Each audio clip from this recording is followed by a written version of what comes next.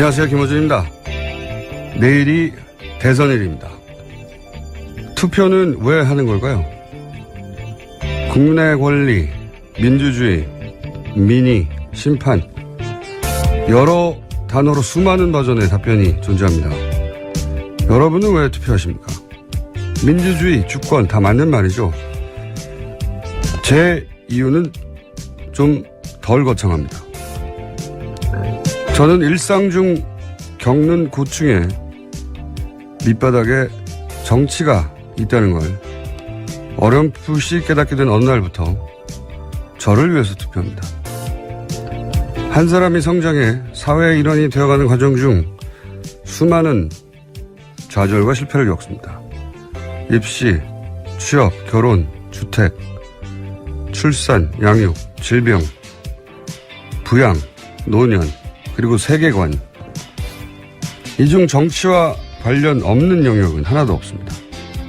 내 일상적 스트레스의 근본에 정치가 있고 그 정치로 인한 나의 스트레스를 줄이는 노력, 그 노력이 바로 투표다.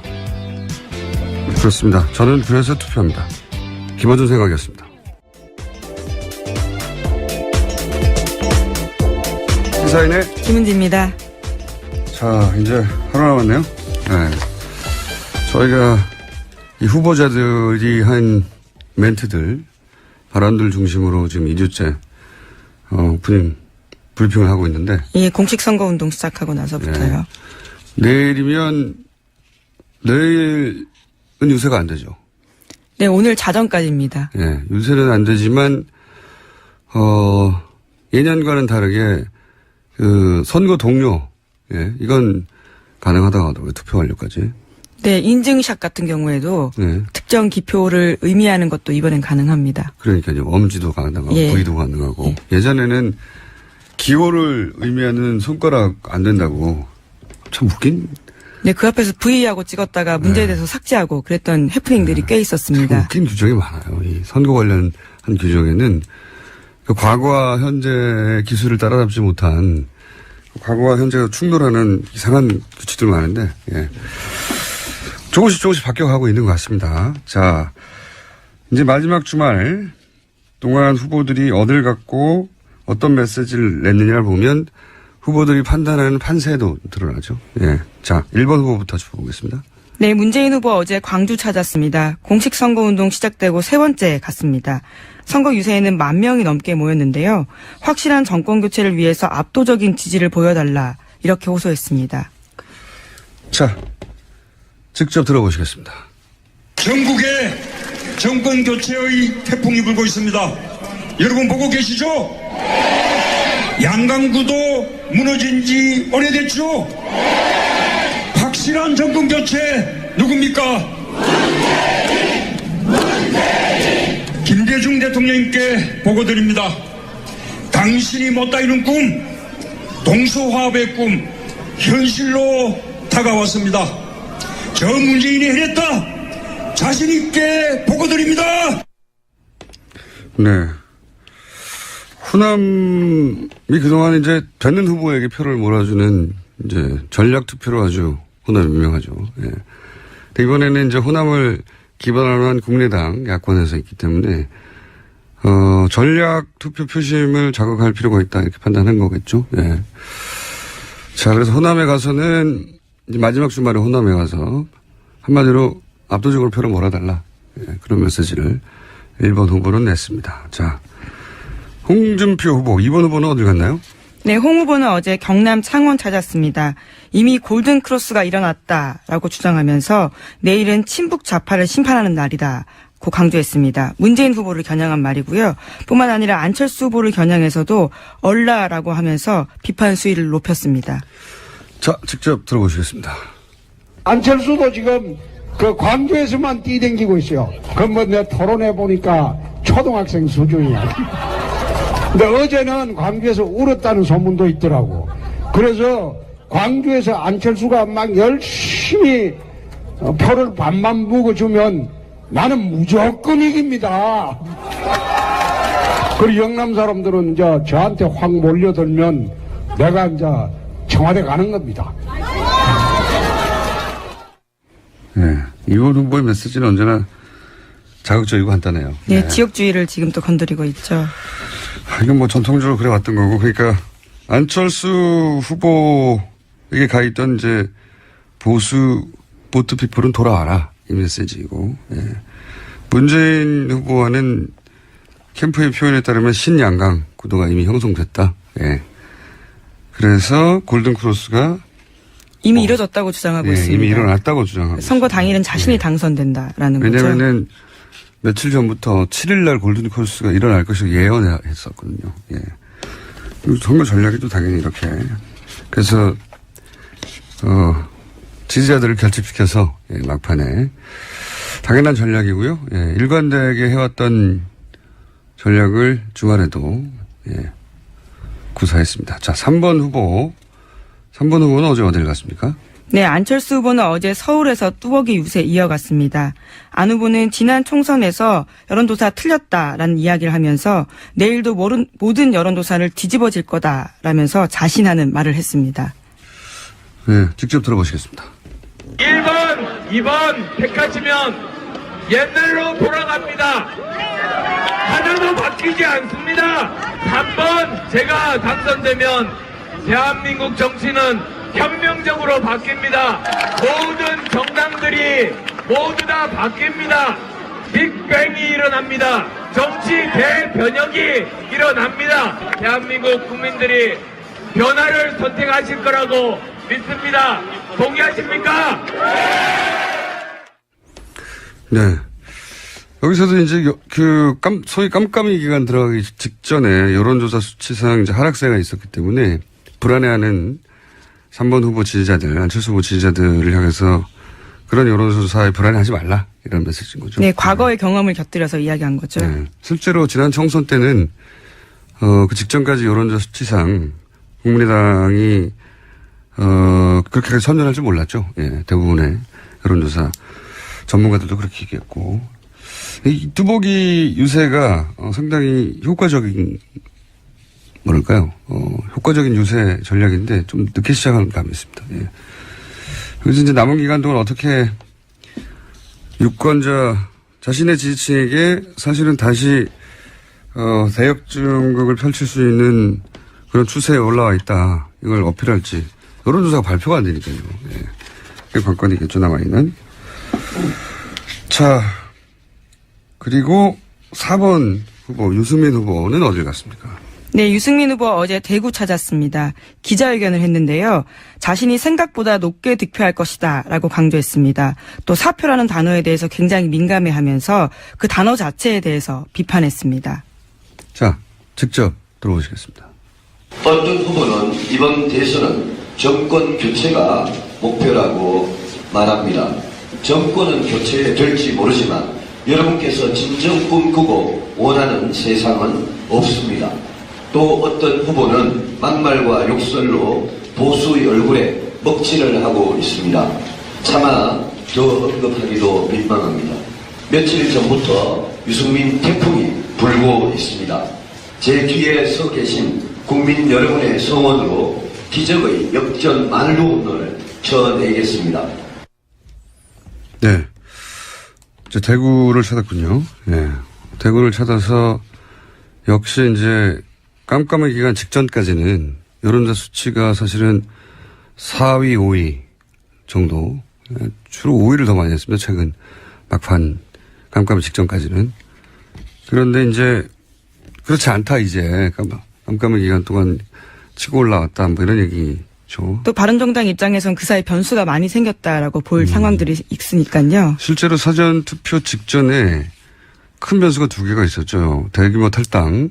근데 대규모 탈당은 전반적으로 여론조사 전문가들도 이제 역풍이 있었다. 그리고 바로 이어서 사전투표 첫날이었던가요? 그 딸 성희롱 사건이 동시에 터지면서 바른정당 입장에서는 큰 호재가 연속으로 두 개. 더군다나 사전투표하기 직전과 사전투표하기 시작하면서부터 그래서 사전투표 최대 수혜자 후보가 되지 않을까 하는 전망들이 있습니다. 예. 네, 유담 씨 같은 경우에는 성희롱이 당당하게 맞서는 모습이 오히려 보기 좋았다라는 평가들이 많았습니다. 피해자가 숨을 게 아니다라는 그렇죠. 거죠. 유승민 후보가 저희 방송에 안 나오셨는데 이제 대선이 끝난 후에 이제 평가할 때 한번 다시 등장할 얘기긴 하겠지만 지금 유승민 후보의 지지층 분석을 보면은 20, 30대의 중도 성향, 그 안철수 문재인 후보의 연성 지지자들 군에서 많이 이동을 한 걸로 분석이 되거든요. 네. 그러니까 대구가 아니라 서울 지역에서 제가 지속적으로 주장했던 대로 서울 지역에서 유권자들과 만나고 적극적으로 호소했다면 양상이 좀 많이 초반부터 바뀌었을 것 같긴 한데. 자, 그래서 한마디로 훨씬 더 높은 득표율을 낼 수 있으니 소신 투표해달라는 얘기죠. 그리고 이번에는 5번 후보 어딜 가셨습니까? 네, 심상정 후보 어제 충청도 찾았습니다. 심 후보도 사표론에 대해서 비판하는 말을 계속해서 했습니다. 또한 1타 3표라는 말을 계속해서 사용하고 있습니다. 네, 최근 깜깜이 기간 직전에 잡은 컨셉이죠. 네, 1타 3표. 자, 직접 들어보시겠습니다. 올해 문재인 후보님 최종 지지율 궁금하십니까? 홍준표 2등 되는 거 궁금하십니까?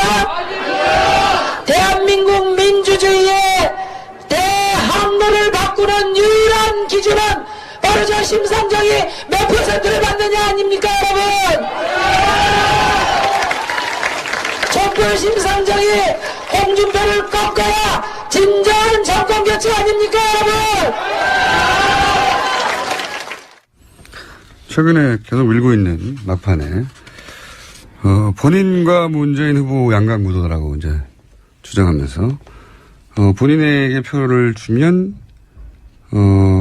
홍준표 후보를 잡고 그리고 문재인 후보를 견인하고 그리고 안철수 후보의 새정치를 대체하겠다. 예. 1타 3.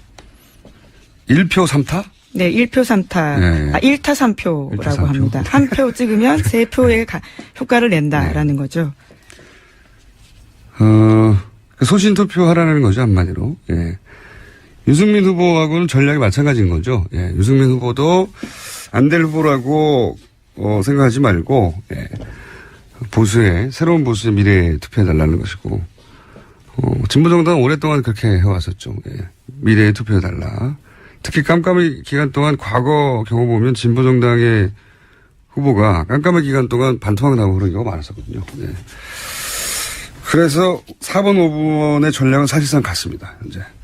자, 여기까지 짚어봤습니다. 그리고 주말 사이에 있었던 중요한 짚어볼 만한 뉴스가 있나요? 네. 네. 자유한국당에서 바른정당 탈당파 13명과 또 이 친박계 당원권 정지했던 핵심 관계자에 대해서 그런 것들 징계를 모두 해제했습니다. 네. 판세에 영향을 미칠 만한 영향을 실제 미치지 않을지는 모르겠어요. 저희도 깜깜이 기간이라. 하지만 미칠 만한 사건이라 뉴스로 잠깐 짚어봤습니다. 네. 여기서 이제 모든 표를 다 모으겠다는 거죠. 예. 친박, 비박 할 거 없이 후보 본인의 표현에 하면 짝대기라도 예. 대선에서는 필요하다고 해서 다만 여기서 이정현 전 대표는 유일하게 배제됐어요. 예. 스스로 복당할 시점이 아니다라면서 복당 신청하지 않았다라고 합니다. 이 이야기는 연락은 갔는데 안 했다는 얘기잖아요. 그러니까 이정현 전 대표 대선 이후에 한번 저희가 연결해 봐야 되겠습니다. 궁금해요. 굉장히 다시 등장할 시점이 많이 있었거든요. 박근혜 전 대통령 구속 전후한 또는 뭐 집으로 가는 과정에서 굉장히 한 2달 가까이 등장할 시점이 있었는데 마지막 순간까지 등장하지 않네요. 네, 전혀 모습을 드러내지 않았죠. 자, 그리고 프랑스 대선하고 우리하고 이제 시기가 거의 같아져 가지고요. 예. 지금 현재 개표하고 있는 와중입니다.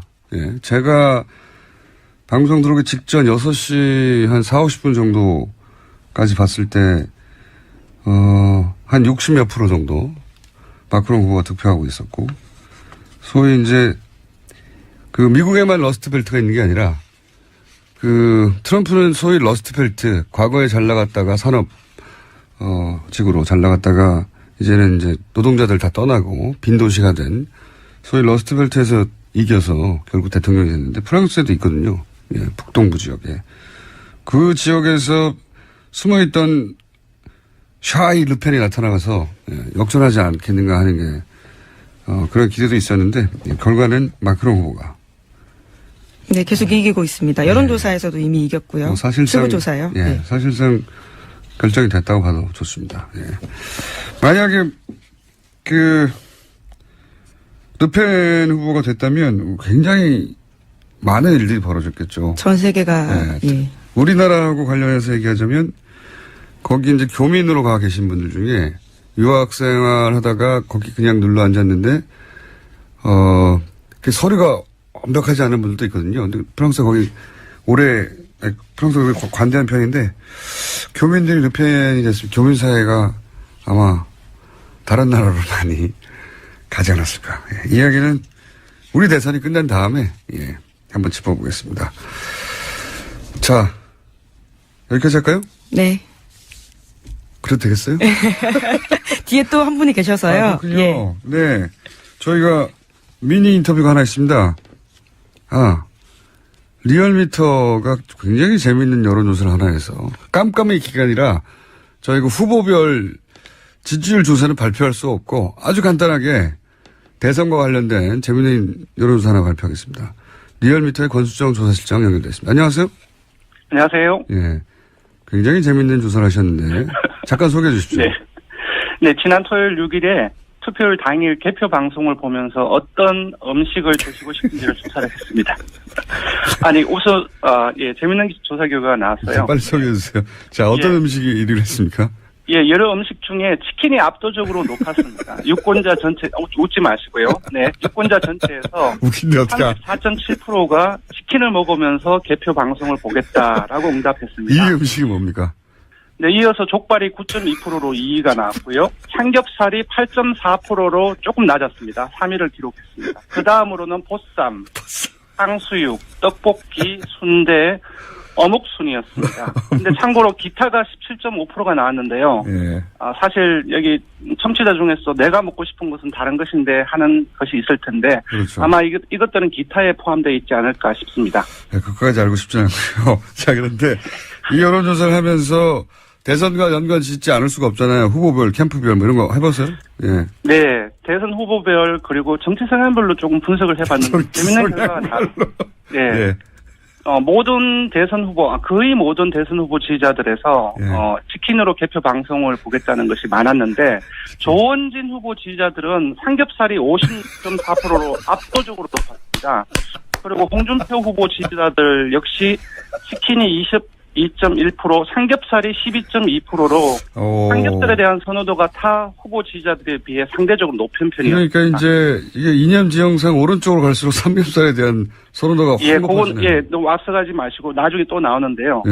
예. 심상정 후보 지지자는 조금 다릅니다. 족발이 21.8%로 1위로 나타났습니다. 아니 그러니까 진보 성향 유권자들은 족발 쪽으로 아니 치킨이 가장 1위인 거는 다 똑같은데 2위 음식이 달라지는 거 아닙니까? 맞습니다. 이제 네. 문재인 후보나 유승민 후보 또한 치킨이 각각 44.2, 45.8%로 1위로 나타나긴 했지만 전반적으로 봤을 때 치킨 선호도를 보면 보수는 21.0%, 그리고 중도는 39.7%, 진보는 44.7% 해서 보수에서 진보로 갈수록 치킨에 대한 선호도가 조금씩 높아졌고요. 반면 보수층에서는 삼겹살에 대한 선호도가 상대적으로 높았습니다. 이제 아까 소개해드린 것처럼 조원진 후보 지지자들에서는 삼겹살이 1위를 차지하지 않습니까? 그러니까요. 그리고 아예 1위. 홍 후보 지지자들도 상대적으로 삼겹살에 대한 선호도가 높게 나타났습니다. 그러니까요. 이거는 사회과학적으로 분석이 좀 필요하네요. 예. 네, 아무래도 그 치킨과 어울리는 것은 맥주고 삼겹살과 어울리는 것은 소주이지 않습니까? 그래서 소주와 맥주에 대한 선호 이런 것과 연관시켜 보면 아무래도 연관이 있는 것 같습니다. 네. 네. 그 연관 관계까지는 저희가 잘 모르겠지만 하여튼 굉장히 재밌는 아무도 예상치 못한. 네. 재밌습니다. 네. 판세는 얘기할 수가 없죠. 예. 네. 저희들이 언론사 의뢰로 조사를 지금 계속 진행하고 있긴 한데 네. 공직선거법에 이제 위반되기 때문에 말씀을 드릴 수가 없고요. 다만 이제 전문가들 사이에서는 이제 공표금지 마지막 날에 일제히 여론조사 결과가 보도가 되지 않았습니까? 네. 이에 대한 이제 판세가 이어질지에 대한 견해가 전문가들 사이에서는 조금씩 다르다. 요 정도로 이제 알려드리겠습니다. 뭐 그렇게 의견이 갈릴 만큼 여론조사 수치가 유의미하게 움직인다는 얘기네요. 예. 어느 후보가 네. 어떻게 움직인다는 말씀하실 수 없겠지만 어쨌든 그렇게는 말씀 못 드리고요. 예, 유의미하게 움직인다. 의견이 다릅니다. 네네.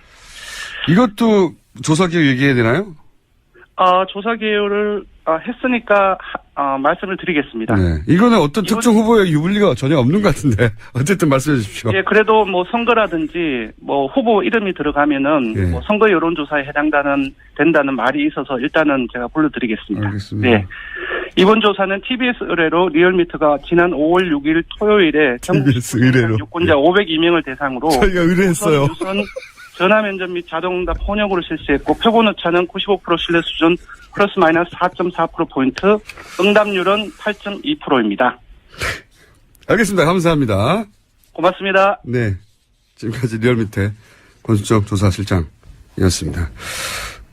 제가 끝내려고 했는데 이런 너무 웃긴 문자가 나와가지고 공장장의 팬인데 저희 신랑이 저희 공장장을 세계적으로 얼굴을 알린다며 제 얼굴이 들어간 자체 티셔츠를 입고 동남아 여행을 갔는데 같이 여행을 갔던 친정 엄마가 왜 IS 얼굴 나오는 옷을 입고 다니냐며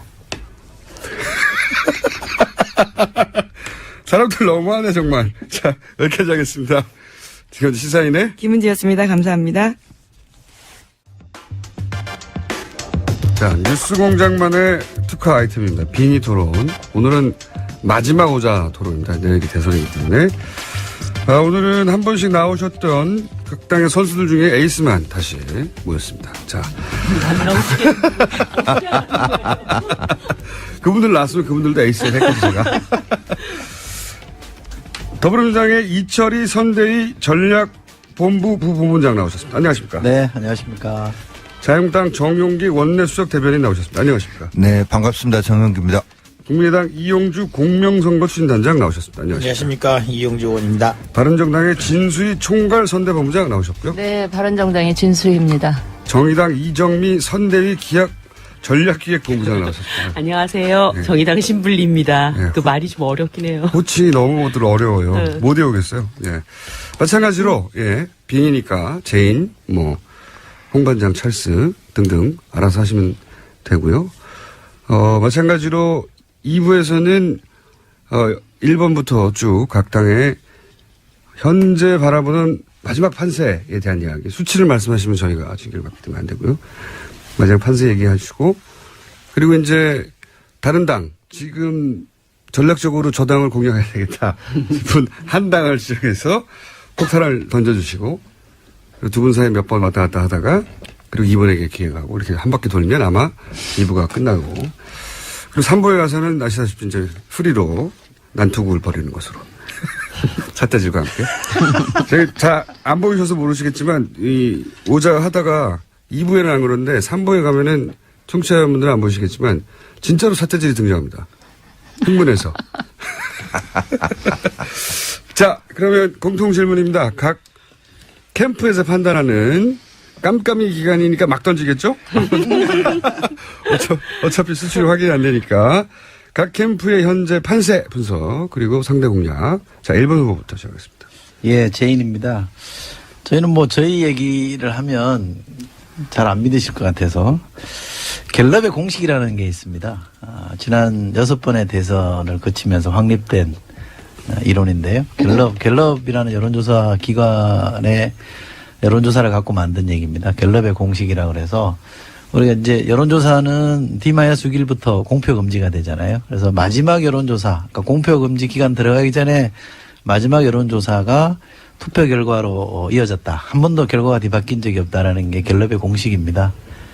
그렇게 보면 지난 마지막 여론조사들 일제히 언론사 발표한 것을 쭉 따져보니까 저희가 부동의 1위였기 때문에 이번에도 갤럽의 공식에 따라 저희가 1등 할 거라고 저는 당선될 거라고 보고요. 큰 변화 없이 가고 있다. 다만 2, 3위 간에 뭔가 심상치 않은 조짐이 있다는 거는 저희가 내부적으로 좀 확인이 되는 것 같습니다. 자, 그리고 이제 어디를 공략할 데가 없나요, 이제? 아니, 무슨 판세를 좀 보시고. 판세부터? 네, 좋습니다. 판세부터 한번 돌죠. 네. 네, 2번 스트롱맨입니다. 스트롱맨으로. 네. 네.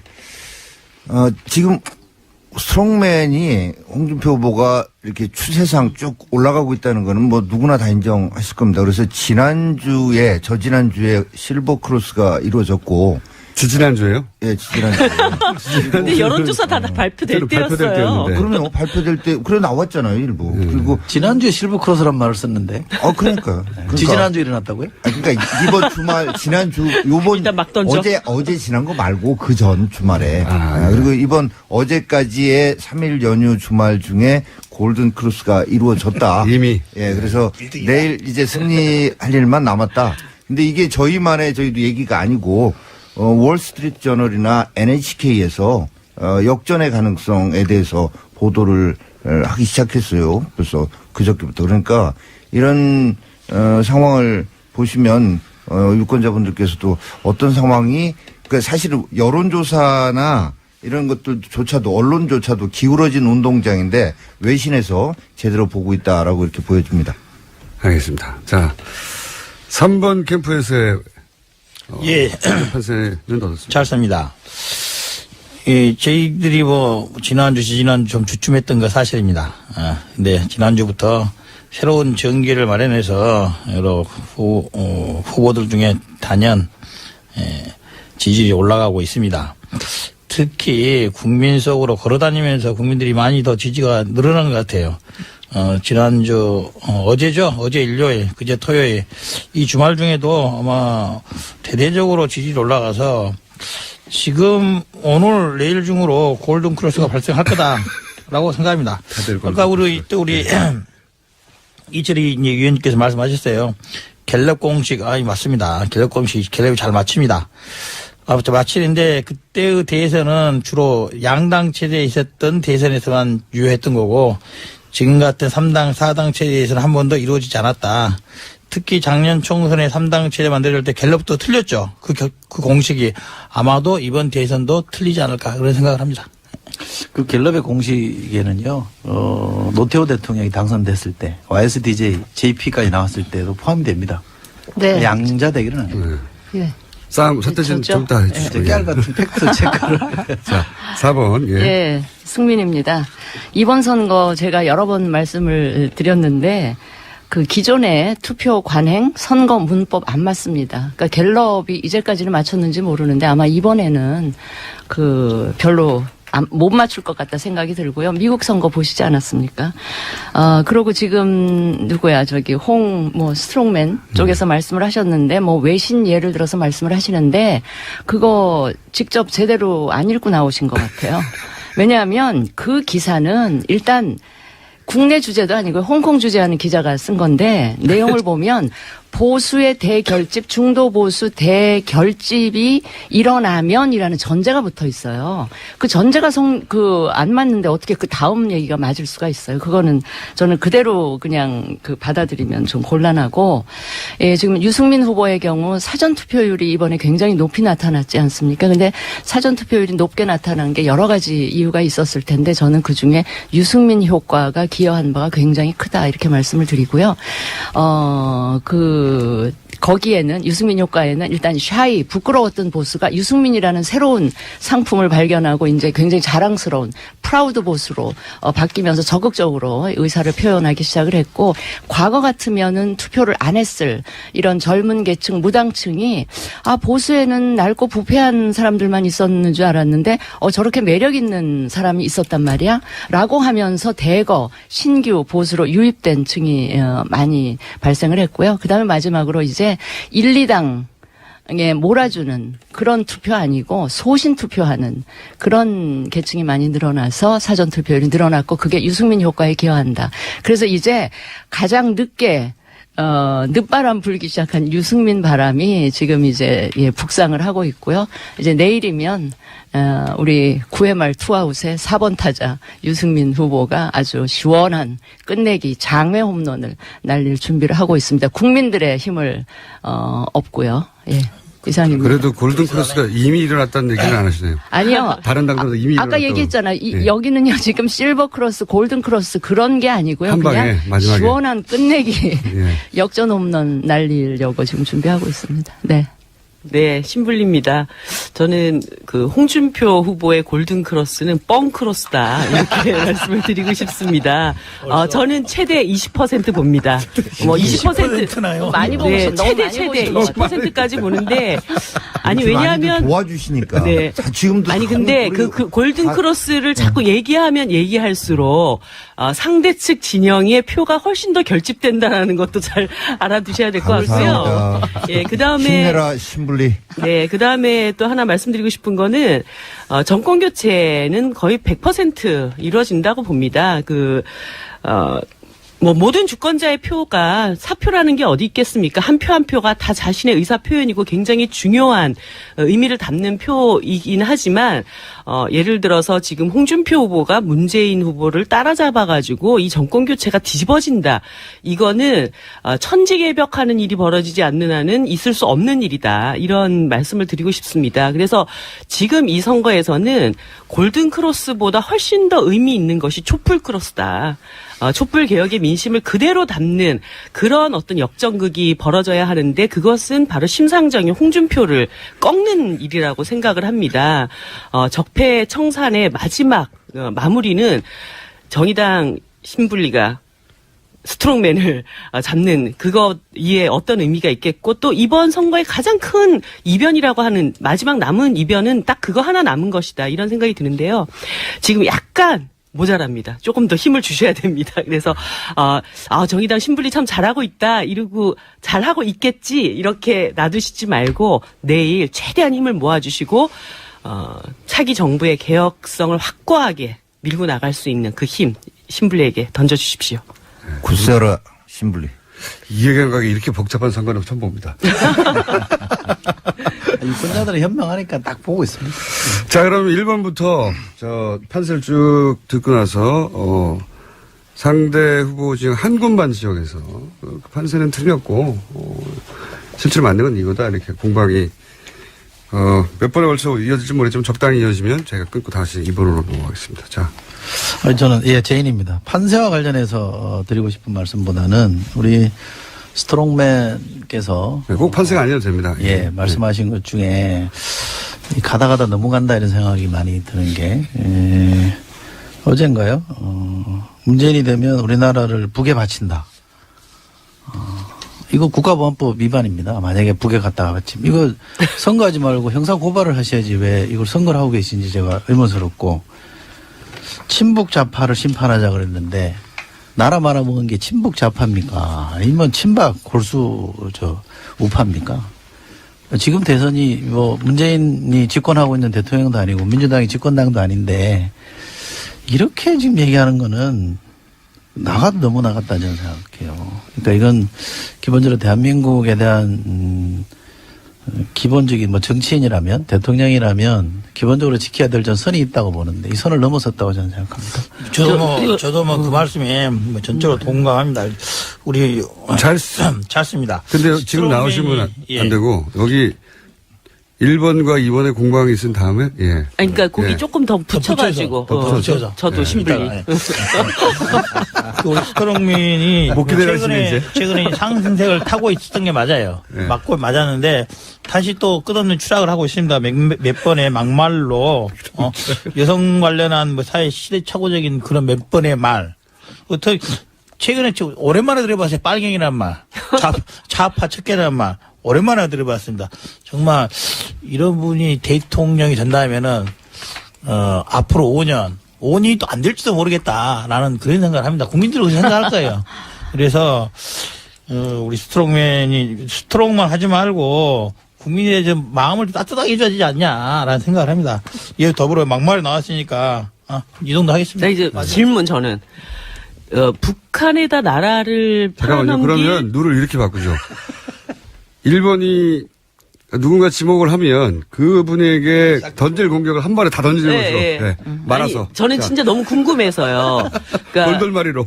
홍준표 후보가 아닌 그러니까 나라를 북한에다가 팔아넘길 친북 좌파 세력이 누굽니까? 나는 그게 정말 궁금해요. 자, 그 사람이 누구냐고요. 예. 질문이 많아요. 잠깐만.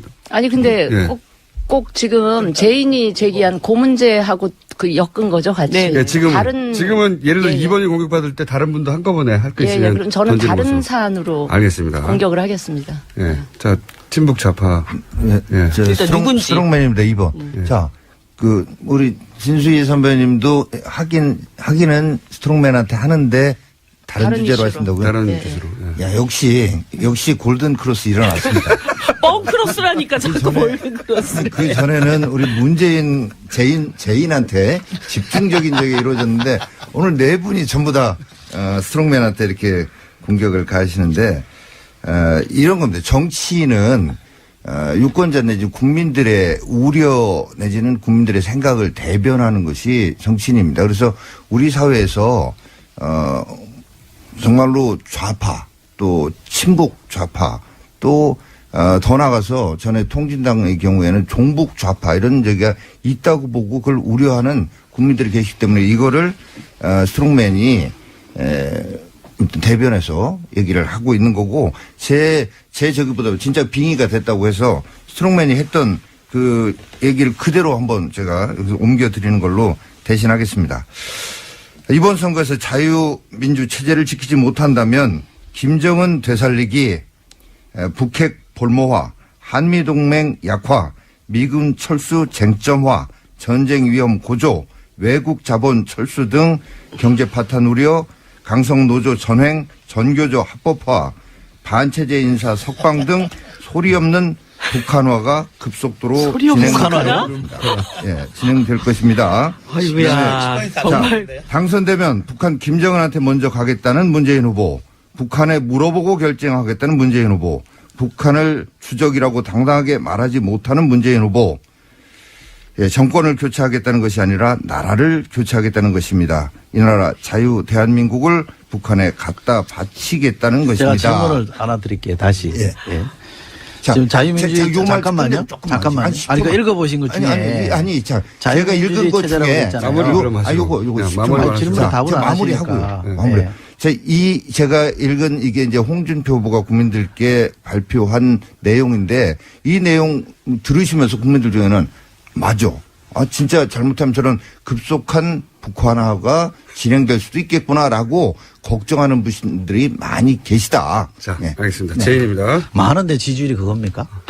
지지율 골든 크로스가 진짜 일어났다. 자유민주주의 체제라는 거를 우리가 문서화시키는 게 헌법이죠. 그죠? 그럼. 헌법을 누가 유린했습니까? 어느 당이 유린했습니까? 예를 들어보세요. 대답해 보세요. 그러니까 자, 보세요. 헌법을 잠깐만요. 헌법을 들어보세요. 실은 3도에 가서 등장하는 사태질이 벌써 시작했습니다. 헌법을 위반했다고 네. 국회에서 234명이 표결했고 아마 우리 조영 의원님도 탄핵에 찬성했을 것 같은데 그 부분은 헌재에서 얘기 헌법상 들어보세요. 비밀을 얘기 들어보세요. 그래서. 비밀을 제 지키게 얘기예요. 했습니다. 그다음에 헌재에서도 판결했어요. 헌법 위반했다고. 자유민주주의 체제를 문서화시킨 게 우리 헌법인데 그 헌법을 위반했다고 탄핵된 사람이 박근혜 대통령이고 자유한국당이에요. 그런데 그 당에 있으신 분이 자유민주주의 체제를 얘기할 자격이 있습니까? 자, 최소한 충분한 반성을 하든지 최소한 친박에 대해서는 뭔가 엄격한 잣대를 들이대야 되잖아요. 다 사면해 줬잖아요. 다 복군시켜 줬잖아요. 그래 놓고 자유민주주의 얘기를 할 자격이 있습니까? 최소한의 염치가 있어야 되는 거 아닙니까? 어떻게 이렇게 합니까? 질문이 이제 넘어가잖아요. 스트롱맨입니다. 두 가지인 것 같은데 이런 겁니다. 박근혜 정부가 헌법 가치 중에 일부를 훼손했다고 보는 부분이 헌재의 결정이에요. 그리고 그걸 저희가 승복한다고 했으니까. 그거는 승복 안 하는데요. 이래요. 최순실의 국정농단 부분에 대해서 분명히 그건 잘못이지만 박근혜 정부의 모든 정책들이 잘못으로 이렇게 해서 적폐로 보고 그 모든 게 청산 대상으로 보는 이거에는 절대 동의할 수가 없고 국민들도 동의하지 않는 부분이라고 생각을 합니다. 아니 그리고 박근혜 정부 그다음에 4년 동안 한 일이라는 게 최순실 국정농단밖에 없기 때문에 그래요. 다른 거 뭘 한 게 있어야죠. 결코 그렇지 않죠. 뭘 한 게 있어요. 자, 저 노동법 개정을 통해서 노동시장을 변화시키려고 했던 이런 노력들도 있었는데 야당의 반대 때문에 안 된 부분이 있고요. 그리고 이 창조 경제를 위해서 했던 그런 것들이 지금 이제 이제 경제 부분에 있어서 효과가 뭘 했어요? 나타나고 있어요. 뭐라든 청년들의 창업을 지원하고 대기업과 그 부분 얘기하자면 지금 청년 실업에 시달리는 청년들이 그 얘기 들으면서 먼저 정말 웃습니다. 질문에 대해 어이가 답을 드릴게요. 자, 친박 문제에 대해서 두 번째 질문이신데 친박 부분에 대해서는 분명히 징계를 했고 저희가 나름 반성도 현실적으로 그것도 법치주의 내에서의 반성과 징계 아니겠어요? 당원 당규라는 그 절차를 존중하면서 해야지 인민재판하는 식으로 민중혁명하는 식으로 뭐 이렇게 할 수는 없는 거예요. 그래서 징계를 했는데. 승민입니다. 반성을 언제 했는지. 잠깐만 했는데 지금 이런 거예요. 지금 다시 복권시키는 문제는 홍준표 후보의 뜻도 있지만 저희 당을 지지하는 우파들이 힘을 합쳐라. 그리고 전부 다 하나가 돼야지 이렇게 갈라진 상태로 정권을 넘겨주면 안 된다라는 유권자 내지는 지지자들의 뜻을 받아들여서 저희가 그렇게 한 부분입니다. 그런데 그 부분에 대해서는 당내에서도 100% 생각 같은 건 아니에요. 그러나 제가 두 가지 그런 질문 지지자들의 드릴게요. 뜻을 두 분의 후보는 요거까지 하고 나머지 후보분들도 요거 마지막 해야 되는데. 그거 기억했다가 3부에서 이어주시고 자 2번 후보 공격 들어가 주십시오. 자, 저희 이제 그 제인한테 제가 질문을 드리겠습니다. 이제 뭐 여러 언론에서도 그렇고 이제 국민 통합이 가장 큰 과제다라고 하니까 이제 그쪽 그 제인 쪽에 계신 분들이 노무현 정부 때부터 보면 이 네이밍 하는데 아주 이름 붙이는 데는 정말로 훌륭한 재주가 있고 부럽습니다. 그래서 통합 정부를 구성한다고 이렇게 해서 이미지상으로는 상당히 좋아 보여요. 근데 실제 그 의도는 분명히 아닌 것 같고 그래서 그걸 그냥 괜히 제가 짐작하는 게 아니라 이해찬 의원이 얘기하기를 극우 보수를 괴멸시키고 장기 집권을 해야 된다. 문재인 후보는 가짜 보수를 횃불로 불태워버리겠다. 이런 얘기를 했어요. 근데 우리가 흔히 정치학에서 그리고 현실 정치에서 극우 보수라고 하면 나치즘이나 파시즘 얘기합니다. 근데 우리 대한민국에 나치즘, 파시즘 하겠다는 사람은 없어요. 그러니까 결국은 보수를 괴멸시키고 보수를 불태워버리겠다 이런 적인데 이게 사실은 노무현 정부 때도 국민을 가진 자와 못 가진 자, 배운 자와 못 배운 자로 이렇게 편을 갈라가지고 그게 참여정부의 실패의 가장 큰 원인이라고 많은 사람들이 이렇게 봅니다. 그리고 적폐청산위원회를 만들겠다. 질문하세요. 공격이 너무 짧아. 너무 깁니다. 아니, 광화문에 뭘 만들겠다 이게 이게 민주주의 광장의 힘으로 저희 문재인 제인이 그랬어요. 촛불의 힘으로 청산하겠다. 법에 의해서 하는 게 아니라 이거 법치주의 부정하는 거 아니에요? 이거? 잠깐만요. 혁명하겠다는 거 아니에요? 1번에 대한 공격은 지금 뭐라고 써주십시오. 예, 방금 잘습니다. 방금 우리 정영규 의원님이 하신 말씀 주제에 뭐 부가해서 말씀드리면 이거예요. 예, 통합정보론이라는 게 애초에는 한 달 보름 전만 해도 없던 말이었어요. 그 말 안 했었어요. 안 했었고 대탕평, 대통합 나오면서 급조된 말이죠. 진위가 의문스럽다. 또 그 전에 나왔단 말이 이거였어. 정확히 따지면 연정론을 말씀하셨어요. 민주당에서는. 그래서 연정론 한단 말은 각 정당 간에 뭐 어떻게 뭐 국회라든지 행정부를 구성하는 데 있어 뜻을 모으겠다. 그 정도로 러프하게 표현할 수 있는데 그것을 당선 가능성이 높아지니까 이걸 폐기한 거예요. 연정론을 폐기하고 통합정부로 나오면서 국무총리 책임제, 장관 책임제 이런 식으로 그 자기 진영에 있는 사람들만으로서 정부를 구성하겠다는 뜻을 뇌에 비친 건 아닌지 그게 이제 우려스러운 거예요. 그래서 거기에 대한 진위가 뭔지 정말 심도 깊은 논의가 있었는지 한번 이야기해 주시면 어떨까라는 생각은 듭니다. 자, 1번 후보에 대한 공격하시겠습니다. 예. 한꺼번에. 예. 우선 1번 후보에 대한 겁니까? 2번 예. 후보는 나중에 하고. 예. 1번 후보 없으면 건너뛰시고. 안 하셔도 돼요. 아니에요. 보수 괴멸 이야기하는 거에 대해서는 저도 굉장히 불쾌했는데 괴멸되어야 할 보수 분명히 있습니다. 그러니까 분명히 말씀을 하셨어야 돼요. 그 보수 중에 자유한국당식 이 보수는 저는 없어져야 된다고 생각을 해요. 자유한국당이 문을 닫는 게 보수의 혁신이고 그 보수의 혁신을 바탕으로 보수 대통합이 이루어져야 이게 우리 정치가 바로 서는 거지. 지금 대선 앞두고 무슨 그 민주당이 정권 넘겨주면 안 되니까 보수가 결집해야 된다. 이런 식의 부패한 보수를 바탕으로 한 보수 결집을 하게 되면 저는 제2의 또 다른 탄핵 사태가 분명히 온다고 봅니다. 그래서 민주당이 보수 개멸을 얘기하려면 오해를 유발하지 마시고 특정 보수 세력을 찝어서 좀 정확하게 이야기를 해 주시길 바라고요.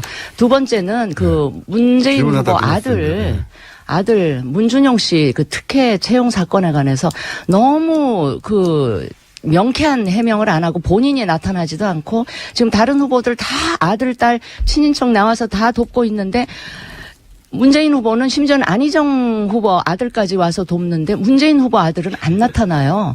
그러니까 이런 모든 것들이 명쾌하게 해명 안 하고 안 나타나고 선거 지원 안 하고 하니까 이게 정말 뭔가 있는 게 아니냐라는 의혹을 더 증폭시키는데 문재인 후보의 대응이 뭐냐면 고마해라. 이미 다 했다.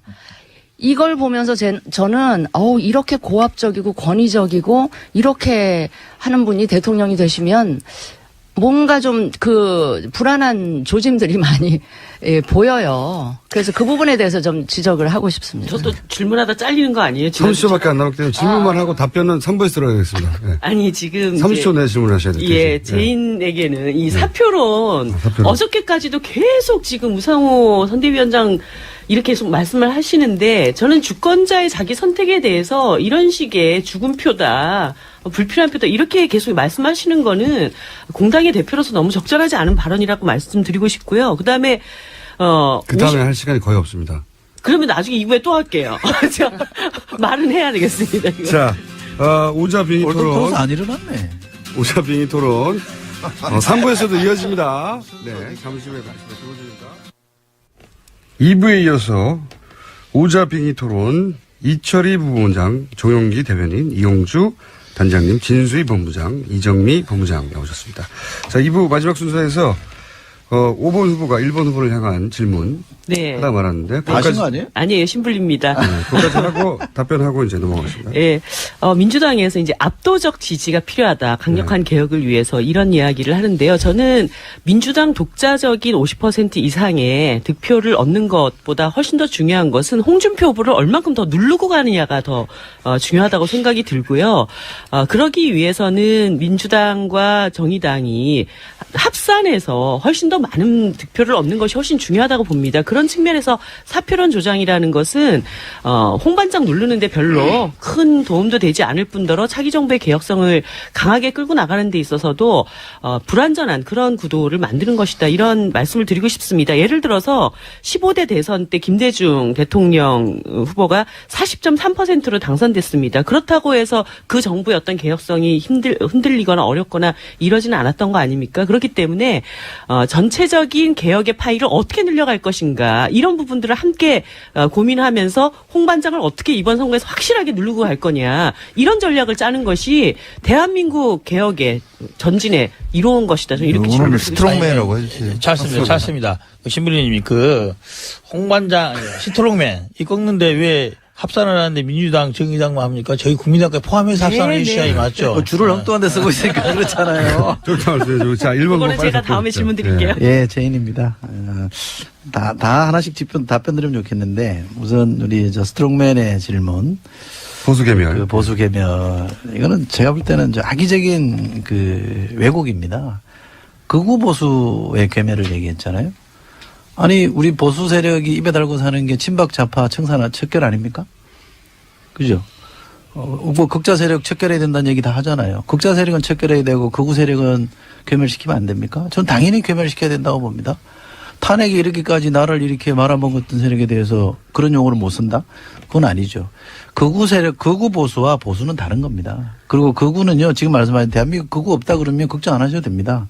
괴멸시킬 대상이 없어지는 거니까 지뢰 발이 저려서 마치 우리를 겨냥한 것처럼 생각하시는데 자유한국당이 스스로 극우가 아니라고 생각하면 전혀 신경 쓸 일 없는 거라고 보고요. 장기 집권 얘기했는데 장기 집권은 그 당의 트레이드 마크잖아요. 우리는 선거를 통해서 집권하기 때문에 합법적으로 선거를 통해서 집권해서 20년 집권하든 30년 집권하든 그게 왜 문제입니까? 그건 전혀 문제될 게 없죠. 스웨덴 복지국가도요, 45년인가 장기 집권을 통해서 이루어졌습니다.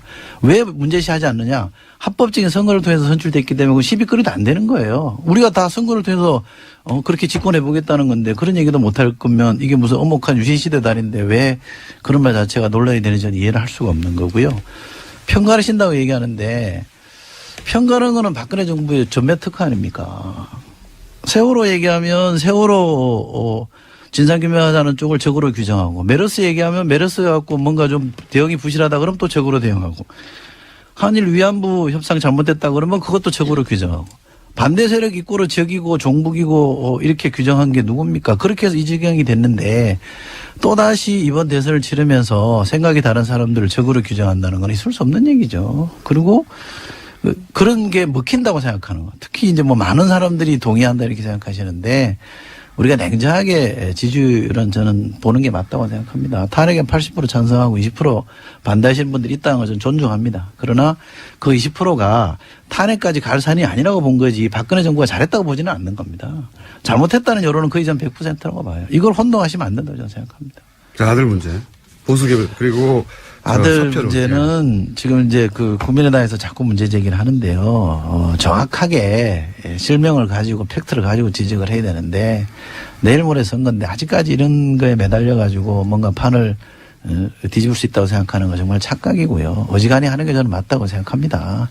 그리고 용납이 안 되면 두고두고 어차피 뭐 정당이라는 게 계속되는 거 아닙니까? 문재인 후보가 대통령 된다고 해서 금방 없어질 문제도 아니라고 한다면 그렇게 조곤조곤 팩트를 가지고 문제제기하면 전 될 일이라고 생각하는데 아무 실체도 없는 인터뷰 하나 들고 와서 이거 가지고 뭐라고 얘기하면 저희는 자기 실명을 걸고 그거 아니라고 얘기하는 사람들이 나왔잖아요. 그럼 뭐 사실관계는 너무 분명해진 거 아닌가요? 사표론에 대해서는 저는 좀 아쉬움이 있기는 합니다만 제가 좀 하소연드리고 싶은 건 이럽니다. 사표론이라는 말은 좀 정의당으로서는 굉장히 좀 섭섭하고 억울해 하실 것 같은데 자유한국당 하는 거 보면 저는 심정적으로 좀 또 이해되는 측면도 있습니다. 이게 뭐 마치 나라가 친북 좌파가 집권해서 장기 집권해서 나라를 말아먹은 것처럼 지금 상황을 온화하고 있잖아요. 그러면 저희가 이번 대선에서 과반 이상 득표해서 압도적으로 탄핵이 옳은 것이었고 새로운 대한민국으로 가야 되는 게 국민 여론이라는 걸 보여주면 저희가 50% 이상 득표하고 또 심상정 후보가 또 지금보다 더 득표를 하면 훨씬 덩치가 늘어나는 거기 때문에 저희가 그런 얘기를 한다. 심정적으로 그럴 수밖에 없다. 사표라는 것은 좋은 언어가 아니기 알겠습니다. 때문에 앞으로 예. 민주당에서 그런 말씀 안 쓰셨으면 좋겠어요. 알겠습니다. 그래서 계속 싸울까요? 하나만 다음 덧붙이면 순서로 협조를 해요. 일단 1번 변호를 하고요. 예. 부족한 것에서 한 번씩 더 날려주시고 그리고 3번 후보가 받는 것으로. 예. 제 스트롱맨입니다. 자, 극우 극좌의 개념부터 좀 정리를 할 필요가 있어요. 그래서 극우라고 하는 건 아까도 얘기했지만 파시즘이나 나치즘이나 이런 것들, 인종주의나 이런 것들을 극우라고 합니다. 근데 박근혜 정부의 일정 부분의 국정 운영에 실정이 있었다고 해가지고 그거를 청산되고 괴멸돼야 될 이런 식으로 극우라고 하는 이거에 동의한다면 굉장히 위험한 발상이다. 아니, 근데 우리 사회에서 이런 식의 얘기가 더 위험한 거예요. 극좌는 이거예요. 북한이 반인권적이고 반민주적인 이런 정권인데 그 북한 정권에 종북하는 그리고 친북하는 이런 저기는 극좌라고 하면 우리가 이 시대착오적인 극좌라고 하는 거는 커뮤니즘을 보통 극좌로 보는 거예요. 예? 왜냐하면 인류사에서 실패했었기 때문에. 반박할게요. 그래서 우리 사회에 분명한 거는 극좌는 있지만 극우는 없다. 근데 없는 저기를 상대로 해서 괴멸을 시키겠다라고 하는 거 장기 집권 얘기도 그래요. 열심히 노력해서 선거를 통해서 하겠다는 이건 누가 뭐라고 해요. 근데 보수를 괴멸시켜가지고 장기 집권하겠다. 상대를 인정하지 않는 이런 발상을 얘기를 하는 거고 이거에 대해서 아무리 여기서 얘기를 해도 그 재인을 지지하는 지지층은 뭐 철옹성 같아요. 우리 사회에 지금 그렇게 돼 있어서 그걸 뭐 얘기할 사실은 필요도 없는데 진행에 협조하는 차원에서 얘기했다. 이렇게만 말씀을 드립니다. 사실은요. 극우가 없다고 말씀하셨는데 극우가 있죠. 우선 스스로를 스트롱맨이라고 하는 분이 저는 극우라고 봅니다. 스트롱맨이라는 게 제가 딕테이터라고 그랬잖아요. 서구 영어 문법으로 치면 이게 독재자예요. 어떻게 버젓이 나는 스트롱맨이다. 나는 독재자다. 이런 용어를 씁니까? 자, 그런 뜻으로 얘기하지 예를 들면 않았다고. 아니, 그럼 뜻을 단어를 예. 바꿔야죠. 아니, 본래의 뜻이잖아요. 그런 아니, 스트롱맨에 정치학계 일부에서 쓰는 스트롱맨이 아니라. 정치학계는 스트롱맨 그냥 안 써요. 아니, 정치학에서 왜 없어요? 제가 정치학 그래도 박사과정 수료자입니다. 아니, 저도 정치학 승민이가 전공했어요. 중재를 좀 할게요. 저도 중재 한번 정치학 예, 전공했어요. 정치학 어디에 스트롱맨이 있습니까? 중재하는 한 말씀. 스트롱맨을 독재자로 쓰여지는 게 정치학적인 일부의 적인 거고 본래의 뜻은 그냥 그대로 강한 사람이죠. 본래의 뜻으로 얘기를 지금 영문학과 교수한테 묻고 네, 승민인데요. 예. 우리 친복하고 좌파는 좀 구분해서 저는 뭐 제 좌파가 말이 다 나쁜 건 아니라고 봅니다. 근데 마치 좌 쪽에 있는 분들을 다 친복으로 그냥 그런 건 전혀 아니죠. 매도하는 건 좀 문제가 좌우가 있고요. 다 아니 있어야 되죠. 항상 친복 좌파 이렇게 같이 묶어서 매도를 하시니까 아니, 제가 드리는 좌파 말씀. 중에 친복 그러니까 좌파를 얘기가 안 얘기하는 되는 거죠. 거예요. 좌파 중에 예, 친북 그다음에 민주당이나 정의당 쪽에서도 이 보수 진영에서 북한 관련한 얘기를 하면 무조건 다 그 얘기 내용과 상관없이 그냥 색깔론으로 뒤집어 씌우는 거는 저는 그것도 옳지 않고요. 이런 식의 토론이 국민들로 하여금 정치를 더 불신하게 만드는 극혐하게 만드는 그런 것 같습니다. 예, 찰스입니다. 예, 저는 이제 극우 보수 개멸론 자체에 대해서는 뭐 그 뜻이 우리나라에도 극우 보수 세력이 있다. 그 부분들은 이제 지금까지 정치 행태 그리고 박근혜 정부에서 공과에 대해서 책임져야 한다. 그 정도의 취지라면 받아들일 수 있다고 봐요. 그겁니다. 근데 이제 그 말을 용어를 괴멸이라는 말을 쓰는 그 자체에 대해서는 저는 적절한 말은 아니다. 어떻게 보면은 극우 보수조차도 대한민국 헌법하에서 정당을 꾸리거나 정치 세력으로 뭐 살아갈 수 있는 자유가 보장된 게 아닌가. 그래도 극우 보수라 하더라도 괴멸의 대상은 아니지 않겠나 하는 게 헌법 정신 아닌가라는 생각을 해봅니다. 극우든 극자든 뭐 인신을 어떻게 공격한다 이런 개념이 아니죠. 그러니까 정치 선진국에서는 대개 극우와 극자 세력은 변방으로 밀어내잖아요. 그런 뜻으로 이해해 주시면 될 것 같고요. 그리고 지금 뭐 사람을 어떻게 한다 이런 뜻은 아닙니다. 보수 진영을 이렇게 어렵게 만든 장본인은 자유한국당이 배출한 박근혜 전 대통령이십니다. 그거 생각하시면서 좀 말씀해 주셨으면 좋겠습니다. 순서가 저기가 지금 저 이제 뭐 4번이 제차례니까요. 아니라 네. 예, 이따 4번 되면 제가 네. 네, 알겠습니다. 방금 이제 3번 예. 해주세요. 3번이 한 후보를 지목해서 만약에. 아니, 지금 어차피 좀 전에 이제 우리. 1번입니까? 3번도 역시? 아니, 나왔던. 공격이 집중되는 거 보니까 골든크로스로 멀었어. 좀 전에 그 답변을 하셔서 아까 문준용 이야기 답변을 하셔서 거기에 대해서 이제 네, 언급을 문제로. 먼저 하겠다는 거죠. 네. 예. 방금 이제 우리 이철희 의원님께 말씀하셨어요. 이미 해명했다고.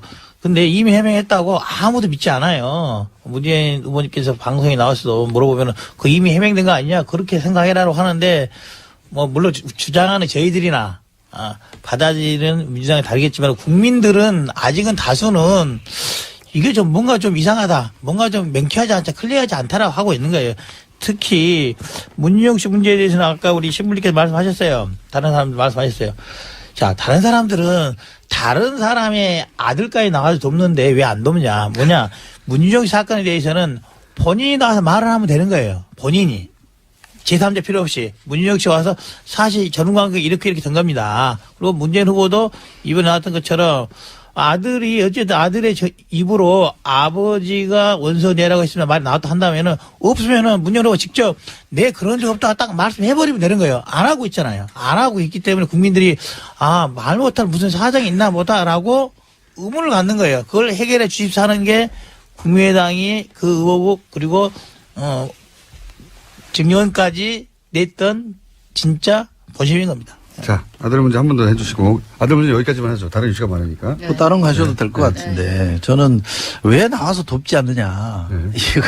그거 뭐 캥기는 게 있으니까 그러지 않냐는 얘기는 제가 볼 때는 좀 설득력이 없습니다. 왜냐하면 성인이잖아요, 아들도. 그럼 자기 선택이죠. 제가 듣기로 문준용이라는 친구는 아버지는 아버지 인생이고 나는 내 인생이 있다고 하는 사람이에요. 그러면 얼마든지 아버지 선거는 잘 됐으면 좋겠다고 마음으로 성원하고 본인은 안 나타날 수 있는 거죠. 그것 때문에 뭐 이게 다시 의혹이 사실 아니냐 이렇게 추론하는 거는 좀 억지 같다는 생각이 들고요. 아들 예를 들면 제가 이용정원한테 역으로 묻고요. 아들이 나와서 아닙니다. 그럼 믿으실 겁니까? 나오면 나오는 대로 또 할 거 아닙니까? 우리가 박원순 시장 아들에 대해서 문제 제기했던 분들이 어떻게 했는지 알잖아요. 그러니까 아무리 정치판이 선거를 눈앞에 있긴 합니다만 아들에 대해서 문제가 있는 게 지금 국민의당이 제기하고 있는 의혹이라는 것도 익명을 통해서 그렇다더라는 카드라 통신 아닙니까? 팩트가 없잖아요. 근데 그거 가지고 자꾸 대답하는 쪽에다가 책임을 물으면 어떡합니까? 방금 막말로 해서 언론의 평가, 오늘 제가 여기 오다가 라디오 들었는데 어떤 라디오의 기자 그러더만 결정적인 팩트 제시도 하지 않고 공세를 피우고 있다고 얘기합니다. 그럼 뭐 내놓으세요. 그러고 나면 우리 해명할 거 아닙니까? 아니, 통상적인, 잘 습니다. 통상적인 이런 공방에 있어서 관련자가 본인의 육성으로 녹음을 해서 언론사에 제공을 동의한 것 이상으로 한 적이 있나요? 꼭 자기 다 실명 밝혀서 했나요? 우리는 우리 쪽에 문준영 씨가 그렇지 않다고 얘기하는 사람들은 자기 실명으로 다 하고 있습니다. 같이 유학 갔던 사람이고 같이 살았던 사람이에요. 그러면 자기 실명으로 아니라고 하는 사람과 익명으로 그렇다고 하는 사람 중에 누구 말을 믿을까요? 자, 답변을 했던 사람과 문제를 제기했던 사람 같은 기준으로 했었나요? 예전에도? 전혀 다른 문제죠.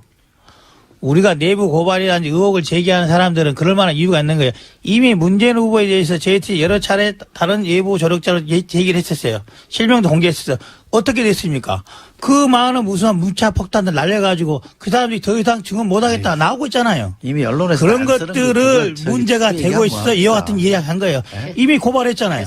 이미 고발했기 때문에 그 사람이 신원 나올 겁니다. 다른 사람 이후에 법정에서 다루는 걸로. 아니 원래 3번이 일본 하면 다른 사람도 일본에 대해서 일본 아니겠어요? 예, 일본에 또 하실 얘기 있습니까? 또 다른 거? 네, 이거 관련된 얘기이기도 한데. 이거 한 가지만 하죠. 예. 네. 왜냐하면 아들 문제 예, 한 단일 이슈로 너무 길게 가는 근데 이제 같은 맥락이에요. 아들 문제도 그렇고 이번에 SBS의 세월호 이용 관련한 의혹 보도도 그렇고 이런 거예요.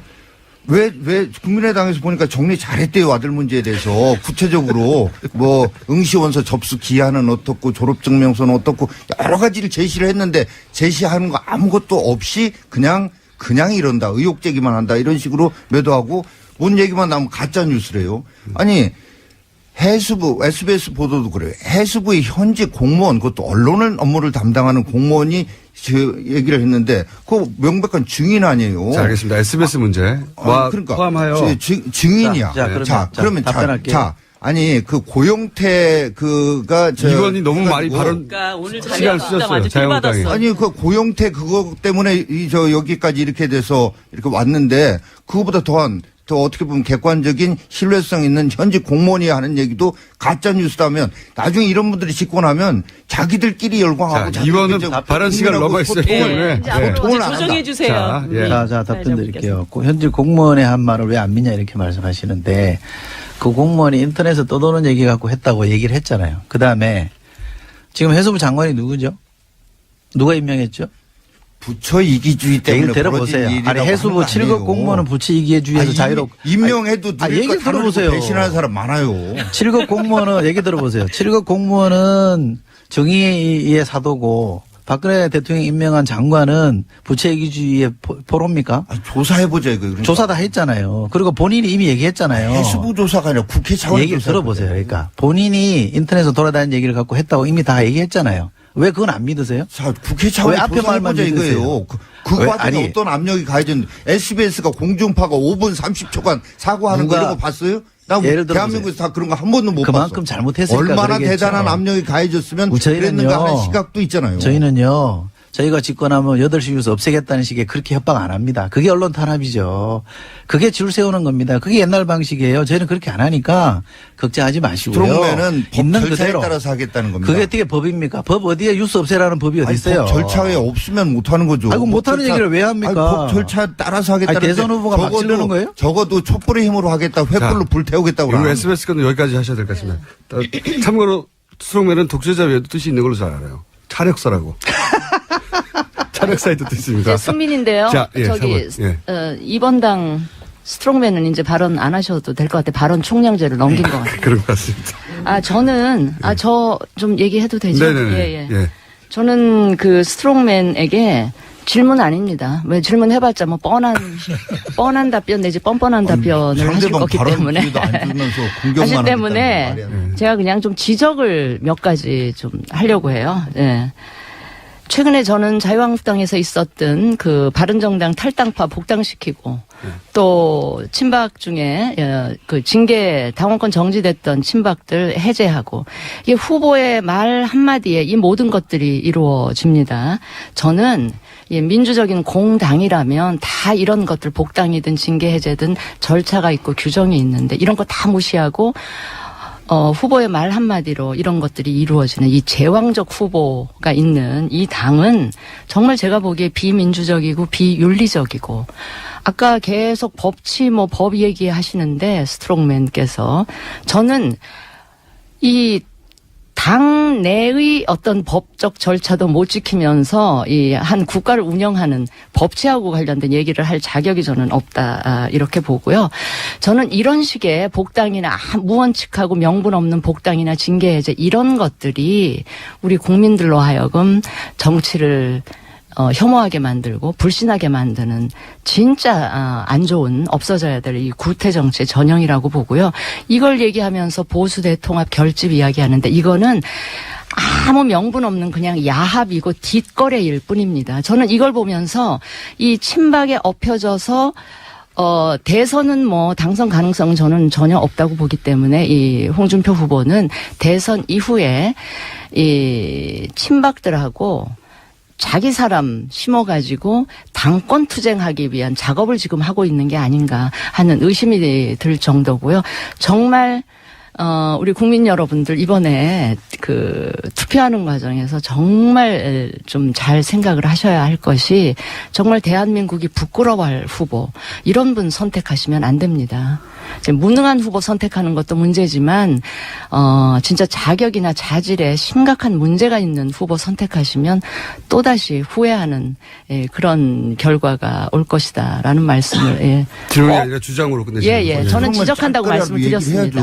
저 얘기만 들으면은 그러면 짧게 하겠습니다, 진짜로. 답변 총력. 그럼 15초 이내에 15초 가능하시겠습니까? 제가 시간 재고 있을게요. 당원 당규에 정해진 절차에 의해서 후보가 당무 우선권을 발동한 거다. 다 동의하느냐를 떠났어요. 그 다음에 자유한국당 괴멸 이런 극단적인 표현을 아까도 쓰셨는데 참으로 유감스러운데 바른정당에 계신 분들이 저렇게 공격을 해도 보수 우파 쪽에 먹히지 않는 이유는 다 누렸던 분들입니다. 저는 MB 때도 못 누렸고 저 같은 사람은 박근혜 정부 때도 공천 안 주려고 못 누렸던 하겠습니다. 사람이 오히려 당을 지키고 있고 다 누렸던 사람들이 나가서 혼자 자기들만 깨끗한 척하는 이것 때문에 안 먹히는 거예요. 4번이 주도권이 있으니까 한 번 더 답변하셔도 돼요. 여기 대해서는. 필요 없습니까? 아니 뭘 누렸다고 말씀을 하시는지 모르겠는데 국민들이 아십니다. 어느 국민들이요? 일부 태극기 집회에 나오시는 그런 분들이요? 바른정당에 지금 잘 나가시는 분들의 경력만 한번 훑어봐도 뭘 누렸는지 다 알 수 있죠. 뭐. 자, 이제 그만하시죠. 자, 5번이요. 예, 5번까지 하면 시간이 거의 끝날 것 같아요. 예. 한번 그러면. 자. 아니, 저는 이번 대선에 정말 아무 말 대잔치에 최고봉을 찍었다고나 해야 될까? 이게 이제 북한에 나라 갖다 바친다. 이 말이었다고 생각을 하는데 제가 이 말을 들으면서 정말 기가 막히고 너무 어이가 없었어요. 최순실한테 나라 갖다 바친 사람들이 지금 누가 누구한테 뭘 갖다 바친다는 이런 말을 하는지 잘 모르겠고 제가 그 4월 20일 날 한 토론회에서 그 자유한국당 김진 고문님께 이런 질문을 했습니다. 자유한국당은 결국 새누리당이고 친박정당 아니냐 이렇게 질문을 했더니 그분께서 친박들 징계했기 때문에 완전히 다른 정당이다 이렇게 얘기를 하신 거예요. 그런데 이번에 보니까 이제 친박, 진박 다 불러들이고 공인해제 시킨 거 아닙니까? 이런 상태에서는 자유한국당은 결국 새누리당이다 이렇게 불러도 되지 않을까 이런 생각이 들었다는 말씀 드리고요. 그리고 찰스에게 좀 질문을 드리고 싶습니다. 질문은 찰스에게. 네. 저는 아니요. 답변 듣고 싶잖아요. 하시지 마세요. 그럼 얘기를 하지 말든가. 아니 이건 제 주장입니다.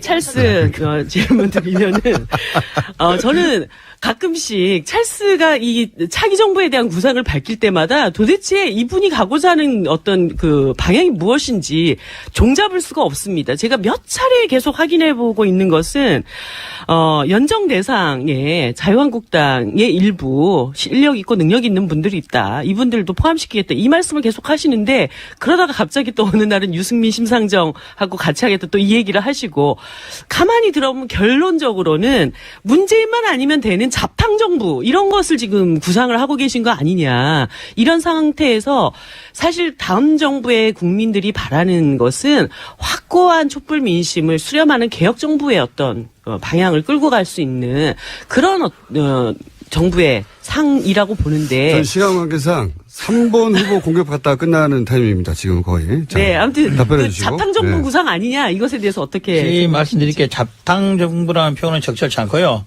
이런 거죠. 예, 많은 개혁 과제가 있습니다. 하기 위해서는 5분의 3 만들어야 됩니다. 5분의 3 만들지 못하면은 어떠한 정부가 들어서도 할 수 없습니다. 5분의 3을 만들기 위해서 때로는 민주당도, 때로는 국민당, 때로는 정의당도, 바른정당도 하겠다는 그런 취지죠. 자유한국당에 대해서는 탄핵에 찬성했던, 아니 반대했던 사람 안 하겠다는 거예요. 찬성했던 사람은? 찬성했던 사람 중에 일부 우리가 가고자 하는 통합정부 이념에 동의한다 하면 할 수 있다고는 저는 보는 거예요. 저 개인적인 생각. 그래서 잡탕정부라는 말에는 모든 정파를 아울러서 개혁적인 정책을 완수하기 위해서 하는 것이다.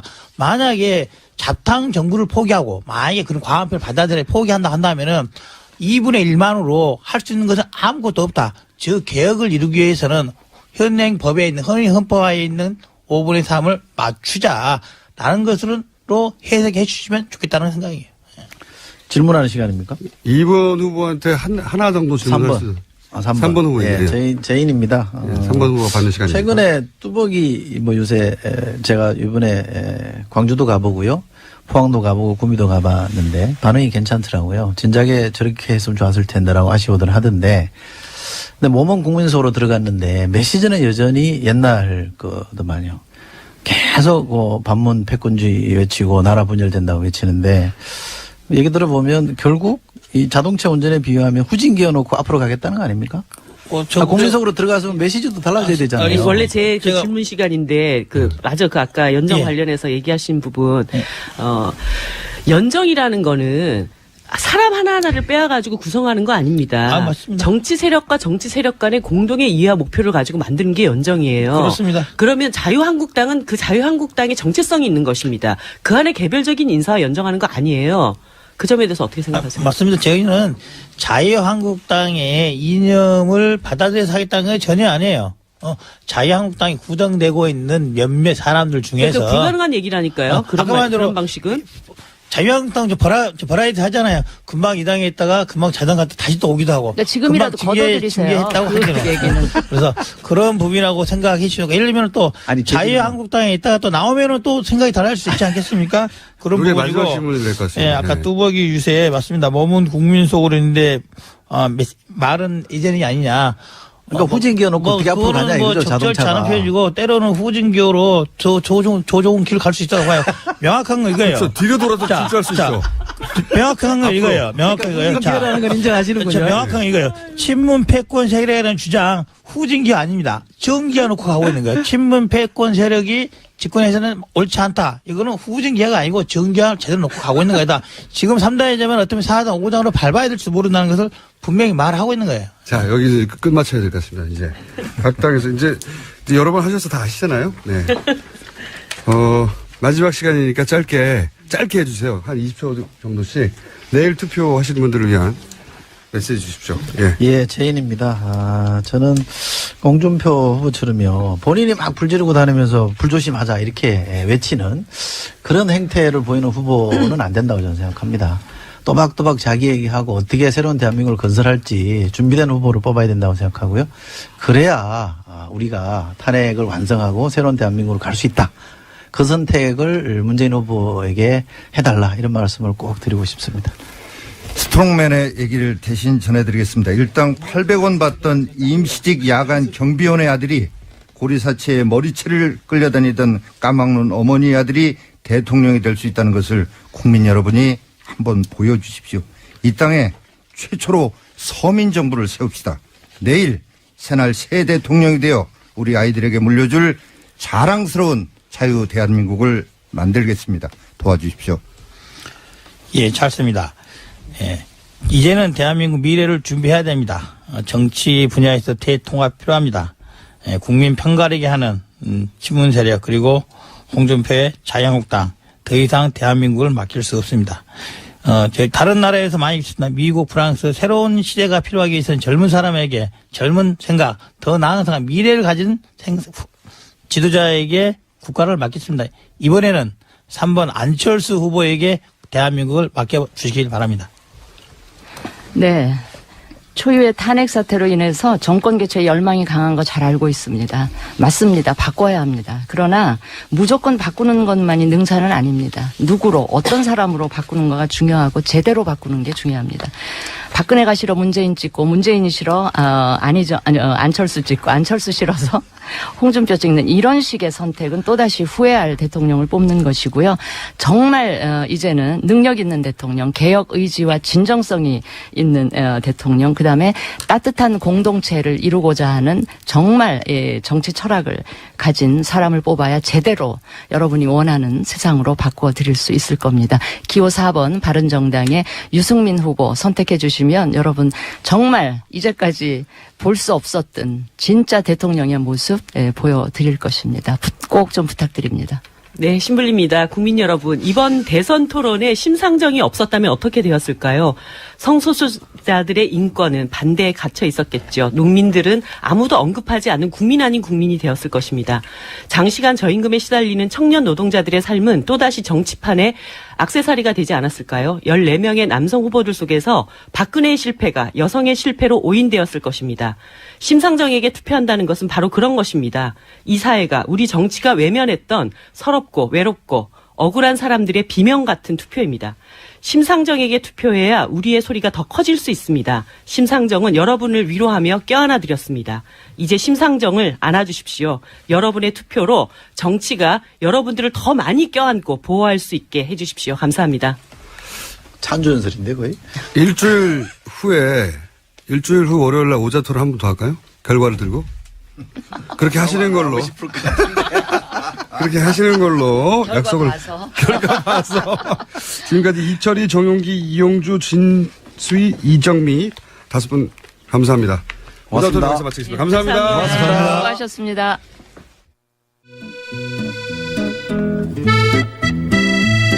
대선 전국이라 뉴스가 정신없이 돌아갑니다. 이제 단 하루 남았으니 잠시 숨을 고르고 이번 대선이 어떻게 만들어졌는지 뉴스 공장의 관점에서 한번 되돌아볼까 합니다. 제가 뉴스 공장을 시작한 것이 작년 9월 26일입니다.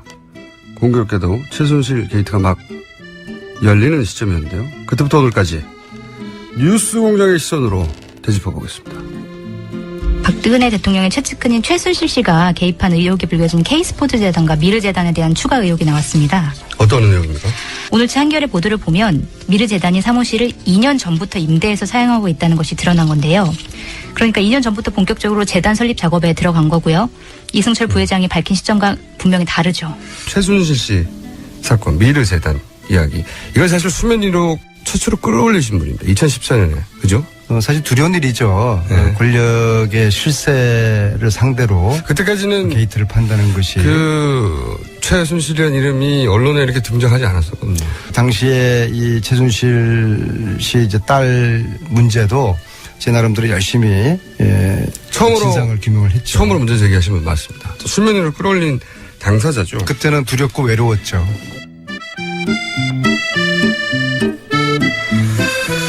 뉴스공장은 첫 방송 첫 시간부터 최순실 게이트를 집중적으로 다뤘습니다. 지금이야 그리고 그 이후 많은 언론들이 최순실 게이트를 중요하게 다뤘지만 그때는 사실 왜 최순실 게이트만 하냐는 문자도 많이 받았습니다, 저희가. 그리고 내부자들 첫 시간 첫 멘트가 이런 것이었습니다. 네. 안민석 의원 첫 회가 최순실 정유라 승마 이야기를 처음으로 끌어낸 분이었죠. 네, 이렇게 시작했습니다.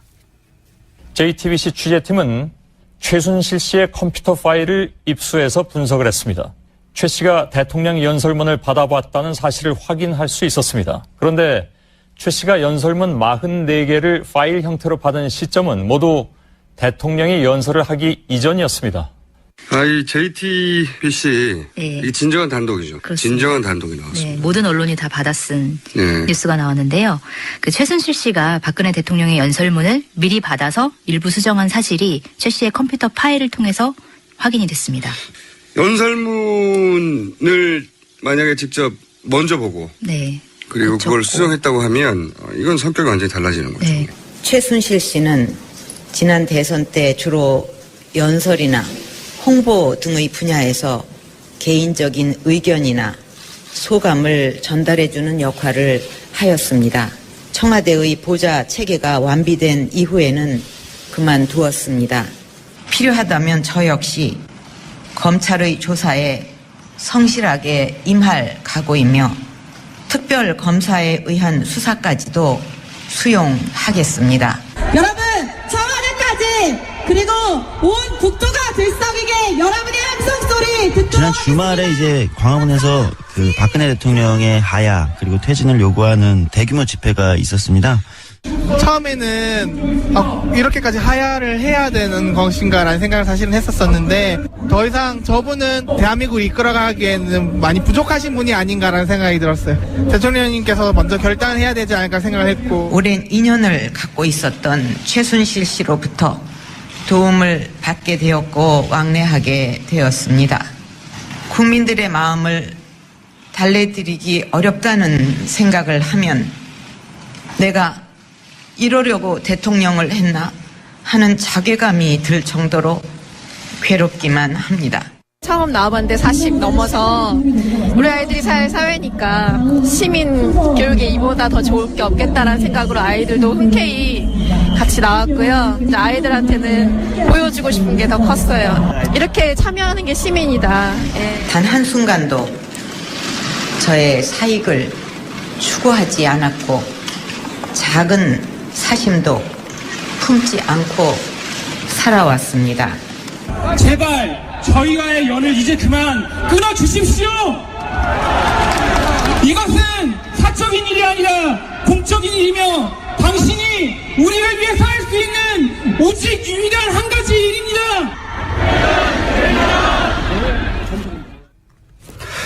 JTBC 태블릿 보도 최순실 게이트 전체를 통틀어서 가장 임팩트가 큰 보도였고 박근혜 전 대통령 입장에서만 보자면 전체를 통틀어 가장 잘못 대응한 것이 이 보도에 이은 1차 담화였죠. 예. 1차 담화를 제가 그래서 정치적 자살이라고까지 표현을 했었는데 그 이후 단 한 번도 만회하지 못하고 네, 파멸까지 갔습니다. 큰일 났어. 문화예술도 사실 교육문화수석의 소관인데 민정수석 그게 적혀 있습니다만은 뭐 블랙리스트니 뭐 좌파를 어떻게 해라 전 그런 얘기 한 일이 없습니다. 지금도 블랙리스트가 없다고 생각하냐는 거예요. 직원들이 특검에 가서 지금도 블랙리스트가 없다고 생각하냐고 물어봤습니다. 의원님 저는 그렇게 생각하지 않습니다. 블랙리스트가 있는 건 맞죠? 의원님 블랙리스트가 있는 건 맞죠? 존재하는 건 맞죠? 제가 그 부분에 관해서 지난번 11월 조인 선생님 다시 묻겠습니다. 블랙리스트가 존재하는 게 맞습니까? 안 맞습니까? 예술인들의 지원을 배제하는 명단은 있었던 것으로 판단이 되고 있습니다. 자, 드디어 오늘이 탄핵 디데이지 않습니까? 이 박근혜 대통령 탄핵 소추안 통과의 키를 쥐고 있는 새누리당에서 최소 33명의 찬성표가 확보되었다라는 기사가 있습니다. 투표 결과를 말씀드리겠습니다. 총 투표수 299표 중 가 234표.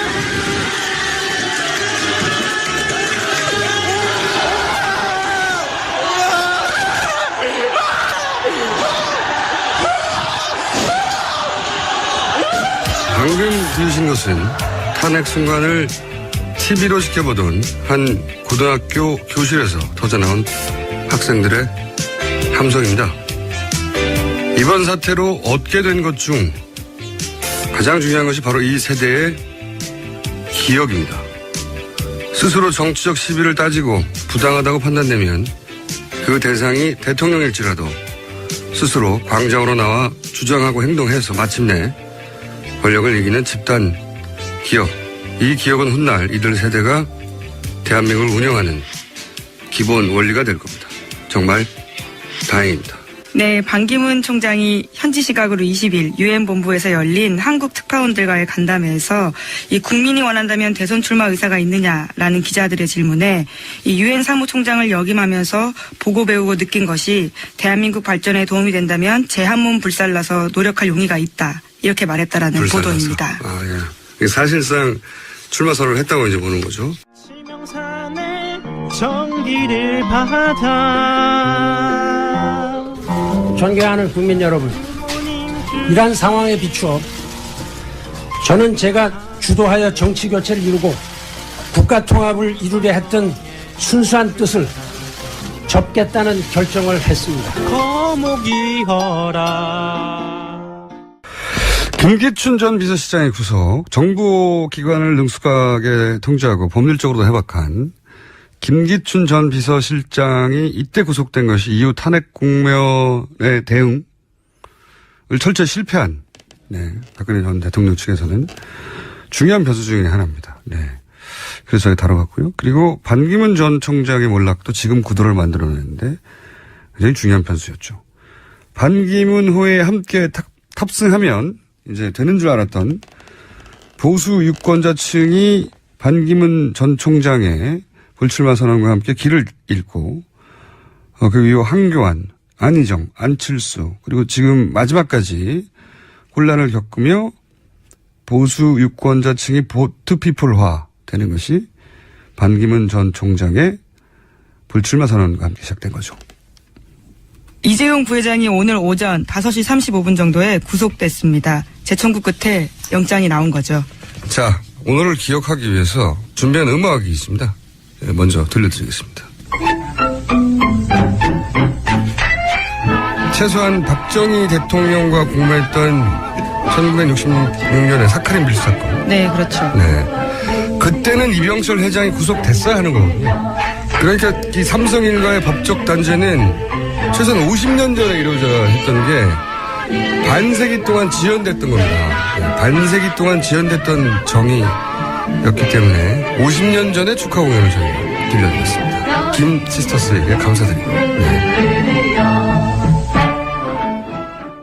재판관 전원의 일치된 의견으로 주문을 선고합니다. 주문, 피청구인 대통령 박근혜를 파면한다.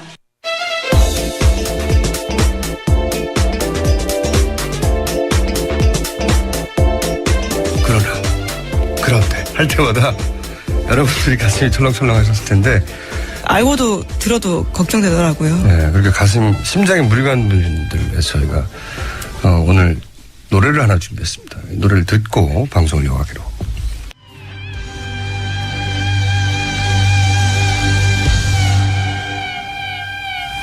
She's gone. 네, 가사 첫 줄로 이제 충분해서 부연 설명을 하지 않는 걸로 하고. 자, 다음 뉴스는요. 네, 대선 날짜가 5월 9일 화요일로 확정됐습니다.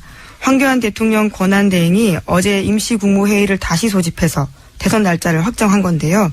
그리고 자신은 대선에 나가지 않겠다라고 밝혔습니다.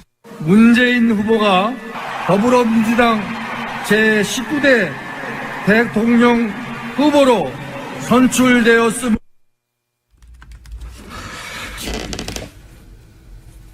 네, 잠깐 잘못 나갔네요, 저희가. 이재용 회장의 구속은 박근혜 전 대통령 구속을 법적으로 예약한 것과 마찬가지인 사건이었죠. 예. 그리고 대선 토론 마지막 코멘트가 아마 나가는 게 미리 나갔나 봅니다. 지금 시간이 되나 모르겠네요. 세월호의 아픔, 또 국정농단의 아픔을 겪었습니다. 제가 부족했던 탓입니다. 죄송합니다. 경비원 아들도 대통령이 될 수 있는 나라, 까막눈의 아들도 대통령이 될 수 있는 나라, 바로 대한민국입니다. 저 안철수, 양당 기득권 세력들 물리치고 새로운 정치 시대 만들려고 여기까지 왔습니다. 안보는 저는 누구보다도 굳건한 보수입니다. 정통 보수입니다. 국민 여러분께서 저희 손을 잡아주십시오. 고맙습니다. 정권 교체를 위해서 양보도 해야 했고 또 사표론 때문에 저희가 노력한 만큼 평가를 받지 못할 때도 있었습니다. 그러나 이번 대통령 선거 촛불이 이미 정권 교체 해놓으셨습니다.